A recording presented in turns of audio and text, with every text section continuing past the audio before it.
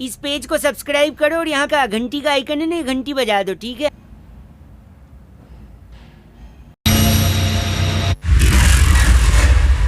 तेरह बिलियन साल पुराना हमारा यूनिवर्स अजूबों से भरा हुआ है। यूनिवर्स हैरान करता है, रोमांच भरता है। ये हमें इसके बारे में सवाल करने पर मजबूर कर देता है। लेकिन हम यूनिवर्स को कितना देख पाते हैं? एक पूरी तरह हिडन यूनिवर्स भी मौजूद है। इनफैक्ट ऐसे बहुत से यूनिवर्स हैं जो एटम से बने हुए नहीं हैं। क्या हम कभी ये समझ पाएंगे कि हमारा यूनिवर्स किस चीज से बना है? हालांकि हम सभी जानते हैं कि फिजिक्स के लॉज पूरे यूनिवर्स में सही साबित होते हैं, लेकिन कोई कोई जगह पर वो लॉज काम नहीं करते। हो सकता है हमारे दिमाग इतने काबिल न हो इस तरह के गहरे सवालों के जवाब ढूंढने के लिए। ये भी एक वजह हो सकती है। आज इन स्पेस सीक्रेट्स से पर्दा उठाने के लिए नई टेक्नोलॉजी तैयार की जा रही है। इस ब्रांड न्यू टूल को यूज करने को लेकर हम बहुत एक्साइटेड हैं। ये हमें नेचर से मिला है, कॉस्मोस से। साइंटिस्ट्स उस इनविजिबल मैटर के पीछे हैं जो इन गैलेक्सीज को साथ में बांधे रखता है और इन्वेस्टिगेट कर रहे हैं कि जिस यूनिवर्स में हम रहते हैं क्या ये किसी दूसरे यूनिवर्स के मटेरियल से बना है।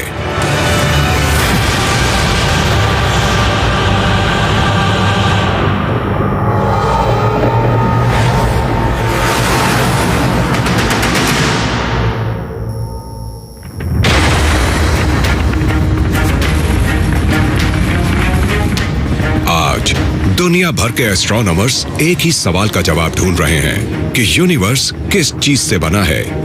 लेकिन नई डिस्कवरीज से पता चलता है कि हम इस बारे में कितना कम जानते हैं। जब कोई आपसे पूछता है कि इस पूरे यूनिवर्स में कितने स्टार्स हैं, तो हमारे पास उसका जवाब नहीं होता है, क्योंकि हमें नहीं पता कि यूनिवर्स असल में कितना बड़ा है। साइंटिस्ट्स यही मानते रहे हैं कि इस यूनिवर्स की हर चीज अनगिनत टाइनी पार्टिकल्स से बनी है, जिन्हें एटम्स कहते हैं। अर्थ पर मौजूद हर चीज से लेकर अंतरिक्ष में मौजूद चमकदार सितारे तक। लेकिन क्या जो हम देखते हैं इसके अलावा और भी कोई रियलिटी है?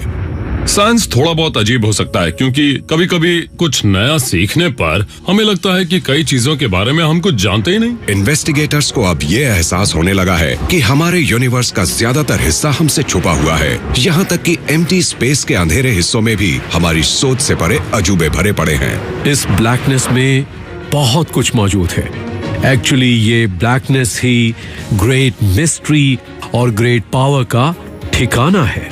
तो अब साइंटिस्ट्स की नई जनरेशन का सवाल ये है, अब वहाँ डिस्कवर करने के लिए और क्या है, और हम उस चीज को कैसे ढूंढ सकते हैं जिसे हम देख नहीं सकते।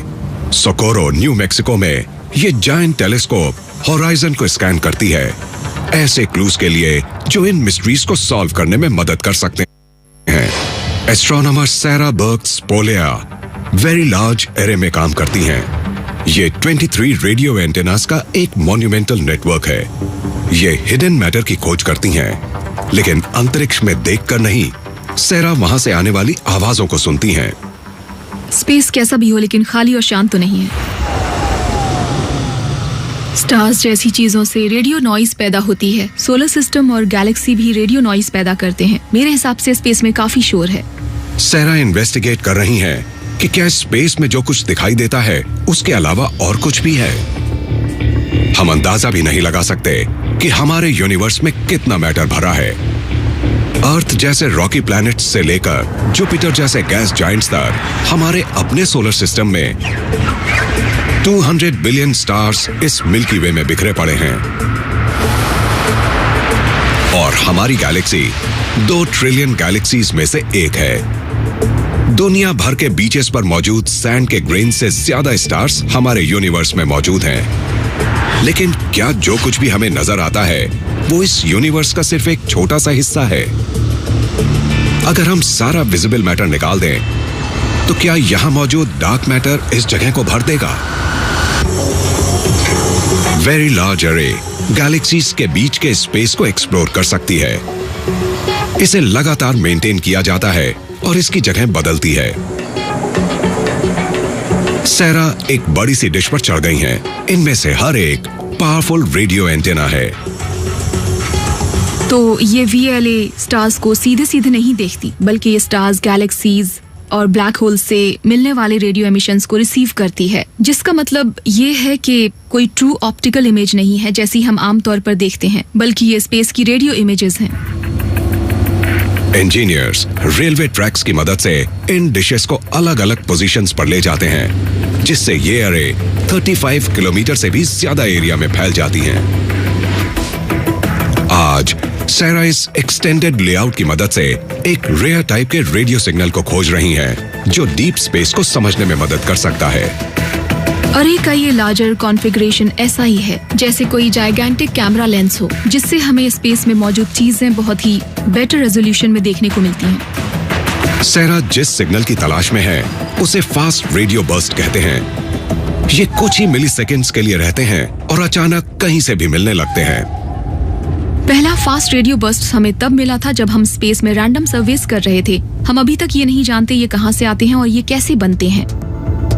एक थ्योरी ये भी है कि फास्ट रेडियो बर्स्ट दूर दराज की गैलेक्सी में मौजूद डेड स्टार के कॉर्प्स से आते हैं, जिनके अंदर उनकी कोर में अब भी एक मैग्नेटिक फील्ड होता है जो अर्थ से हजारों लाखों करोड़ों गुना ज्यादा होता है। इसे मैग्नेटार कहते हैं। मैग्नेटिक फील्ड में होने वाले ट्विस्ट्स ट्रस्ट को क्रैक कर देते हैं, जिससे हर कुछ डेकेड्स के बाद कैटास्ट्रोफिक स्टार क्वेक की शुरुआत होती है, जिसमें अरबों खरबों एटॉमिक बॉम्ब्स की एनर्जी कुछ मिलीसेकंड्स में रिलीज हो जाती है। ये एक फास्ट रेडियो बर्स्ट हो सकता है। कंट्रोल रूम के अंदर सेरा इन ब्रीफ लेकिन पावरफुल सिग्नल्स की मदद से डार्कनेस को समझने की उम्मीद कर रही हैं। अर्थ तक पहुंचने में इनके साथ क्या होता है, सारा सीक्रेट इसी बात में छुपा है। नॉर्मली आप इन फास्ट रेडियो बर्स्ट को नहीं सुन सकते, क्योंकि ये जिस फ्रीक्वेंसी पर होते हैं वो हमारे सुनने की फ्रीक्वेंसी से लगभग 10 गुना ज्यादा होती हैं। इस फ्रीक्वेंसी को इंसानों की सुनने की रेंज तक स्ट्रेच करें तो ये कुछ ऐसी सुनाई देंगी। आपने अभी ये जो सुना है ये हमारे टेलीस्कोप तक आने वाले फास्ट रेडियो बर्स्ट का साउंड था। हमें हर रेडियो बर्स्ट की आवाज विसल जैसी ही सुनाई देती है, लेकिन ये ओरिजिनल सिग्नल का स्ट्रेच्ड आउट वर्जन है। मैग्नेटार से निकलने वाली कुछ रेडियो वेव्स डिस्पर्स्ड हो जाती हैं और देर से आती हैं। अगर हम इसे पॉइंट ऑफ ओरिजिन से सुन पाए तो हमें सिर्फ एक ब्लिप या बूप सुनाई देगी। इसकी सभी फ्रीक्वेंसीज को एक साथ सुन पाए तो इसे ऐसा ही होना चाहिए। सेरा को लगता है अर्थ तक पहुंचने में फास्ट रेडियो बर्स्ट को किसी चीज के अंदर से गुजरना पड़ता है। ये एक अच्छा सिग्नल था, आप इसे सुन सकते हैं, और ये बर्स्ट बहुत ही दूर से आया था। इसे बहुत सारे मटेरियल से गुजरना पड़ता है, इसीलिए इसका साउंड बिखर जाता है। लेकिन ये शैडोई मटेरियल है क्या जो रेडियो बर्स्ट को धीमा कर देता है? इन रेडियो बीम्स से पता चलता है कि इंटरगैलेक्टिक स्पेस प्लाज्मा के बड़े बड़े क्लाउड से भरा हुआ है। ये एक तरह की गैस है, बहुत गर्म और डिफ्यूज। नॉर्मली इसे देख पाना इम्पॉसिबल है। साइंटिस्ट्स इस प्लाज्मा को इंटरगैलेक्टिक मीडियम कहते हैं। सेरा फ्यूचर फास्ट रेडियो बर्स्ट्स को सोनार की तरह यूज करने का प्लान बना रही हैं, जिससे इन प्लाज्मा क्लाउड्स का साइज और ये स्पेस में कैसे चलते हैं इसका पता चल पाएगा। ये पता चल जाए कि किस गैलेक्सी से फास्ट रेडियो बर्स्ट आ रहा है तो इंटरगैलेक्टिक मीडियम के बारे में बहुत जानकारी मिल सकती है। ये एक तरह से यूनिवर्स की पहेली सुलझाने जैसा ही है, यहाँ से एक डिस्टेंट गैलेक्सी तक। जब मैं इंटरगैलेक्टिक मीडियम के बारे में सोचती हूँ तो मुझे ये डस्ट की तरह ही लगता है। जब इसे हवा में छोड़ा जाता है तो ये टर्बुलेंट मीडियम की तरह हमेशा चलता रहता है। प्लाज्मा की एग्जिस्टेंस से पता चलता है कि एम्प्टी स्पेस जैसा कुछ नहीं है, हर जगह मैटर मौजूद है। स्पेस वर्ड का मतलब होता है ऐसी चीज जो खाली हो, लेकिन असल में स्टार्स के बीच स्पेस मटेरियल से भरा पड़ा है, लेकिन ये बहुत ज्यादा डिफ्यूज है। मैं अगर उस गैस को 1 स्क्वायर मीटर तक भरूं और उसमें अपना हाथ डालूं तो मुझे किसी तरह का टेम्परेचर फील नहीं होगा, क्योंकि उसमें एटम्स बहुत कम होते हैं।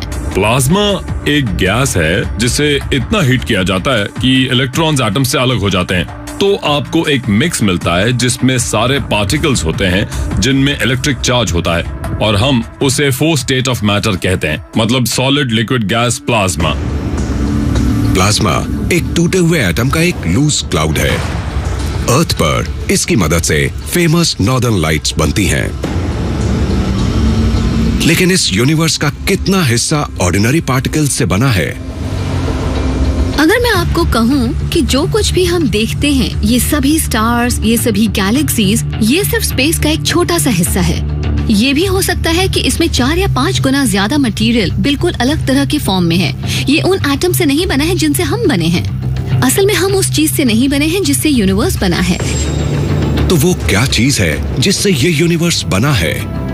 इन्वेस्टिगेटर्स को एक ऐसे इनविजिबल मैटर की तलाश है जिसे डार्क मैटर कहते हैं।